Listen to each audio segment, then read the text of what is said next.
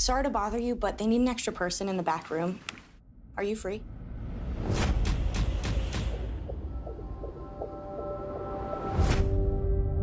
I saw it. It was like it was twisting and fighting for its life. It's Abby's true story, but then it's also got the controversial elements of abortion coming in and, taking part in this. What was it for you that kind of drew you to the role? Well, the story first and foremost. It's an incredible story, the fact that it's a true story. And then really, I think, to paint a broader picture for women, for everybody, what pro-choice truly represents, what Planned Parenthood is really all about. I think right now we're seeing the uprising of the feminist movement more than ever with Me Too, which is an awesome thing to see things that have been kept secret. Women are getting a voice as never before. But now I think that there's another layer and level to add to that.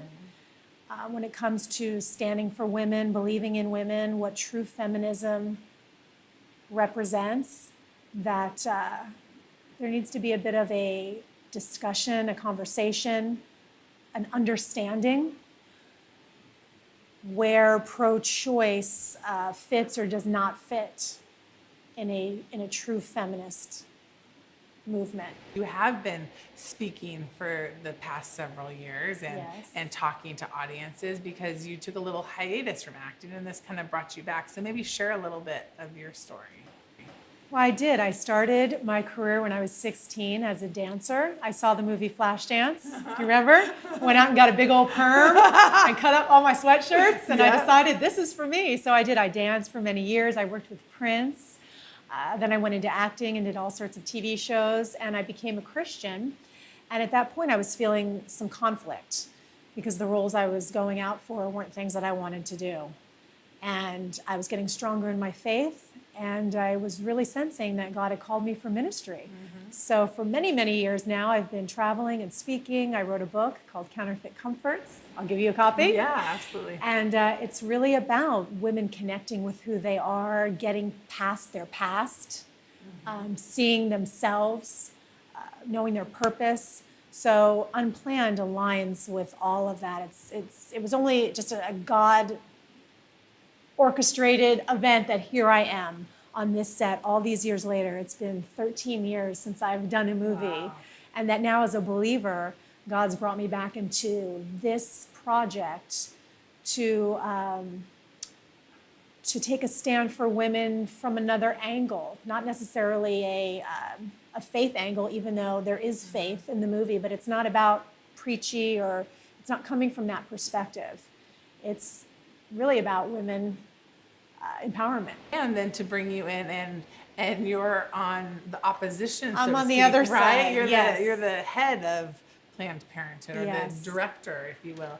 And you have some tough conversations with Abby. You wouldn't believe some of the things actually took place if it were not a true story. And that's what's wonderful, because the agenda of Unplanned wasn't to come and just paint a picture that is fabricated. There are, Cheryl is based on representing Planned Parenthood. She's not necessarily one person, but she's bits and pieces. But there's very specific dialogue that Abby encountered when she was working at the clinic that my character says. So I think for the audience, it will be eye-opening. I know it was for me. And, I think we talked about this a little bit the other day about how media just really shows us one side and only the positive side, but we don't always get the full picture. And so I think what's so interesting about Unplanned is that we are going behind the curtain, if you will, and we're seeing the dynamics of how the clinic operates. We're seeing the motive of the pro-choice movement. And I think for so many people, it's going to be a side that they didn't even know existed.